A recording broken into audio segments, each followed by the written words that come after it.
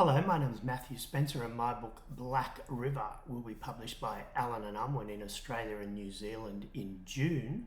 And as a debut author, I'm delighted to be speaking with you on Booktopia's World Book Celebration Day. My favourite book ever. It's a tough call. I'd probably plumb for Thomas Harris's novel, Red Dragon. It's 30 years old now, published in 1981, will be familiar to many, if not all of you.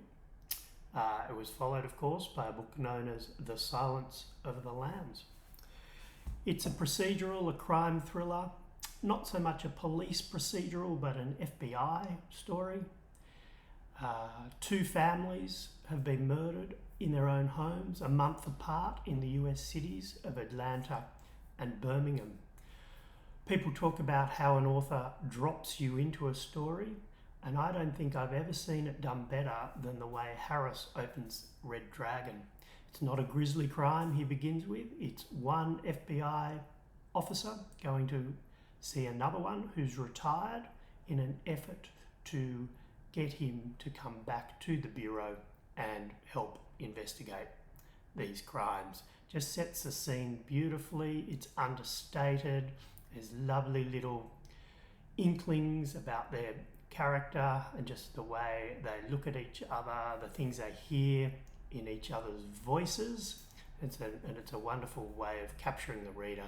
And then, of course, the book just gets up and goes and tracks like a train. It never lets you go. Often emulated, never surpassed. I think anyone working in this genre would have the DNA of Red Dragon in their books.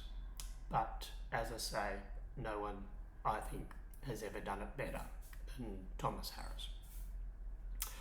My reading rituals, I tend to read in clumps of time every day. I work or try to write every day. And if I hit a problem, the first thing I do is stand up and get away from the desk and go and sit and pick up a book and have a read. Even might be just 5 or 10 minutes. I just find it's a good way of solving problems without banging your head against the wall. I often sit here in my orange armchairs. That's my favourite reading spot. I'll read maybe in the morning before I get started at work, and I'll read last thing before I go to bed. At the moment, I'm reading a Michael Robotham thriller, Close Your Eyes. It's not his latest. I think it was 2015 this one came out. It's a Joe O'Loughlin thriller.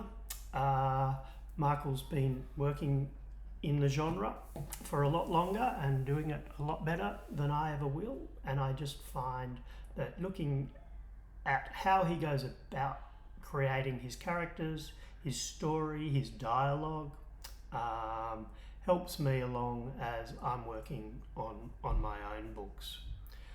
I'm also reading, I tend to read a couple of things at once. I'm also reading this, which is a very different book. It's a big Jonathan Franzen novel, Crossroads. It came out last year. Been going on this for a month or so. As you can see, I've got a little while to go, but I don't mind that. I'll just read for 20 minutes, 30 minutes a day. It's good company. It's nice to have around. Again, I'm learning from it. In my second novel, I'm working on the development of character, and Franzen's all about voice and character. I don't think a novelist working today does it better, so it's as good a place for for someone like me to read and learn about how to go about my trade. So my book, as I said, is called Black River. It's being published by Allen and Unwin. It'll come out in June, and it's a crime novel, a police procedural. I grew up on the grounds of a very large boys' boarding school at North Parramatta in Sydney's west, and after I finished school and university, I worked as a newspaper reporter for 20 years in Sydney, and I've taken these two facets of my life and woven my story around them.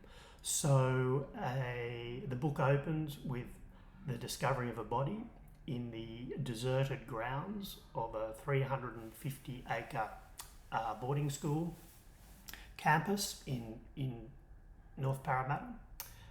The police are already looking at 2 murders at Gladesville in the city on the river, and they're wondering if this third crime might be linked. There's similarities but also differences. At the same time, a newspaper reporter has been sent to cover the case.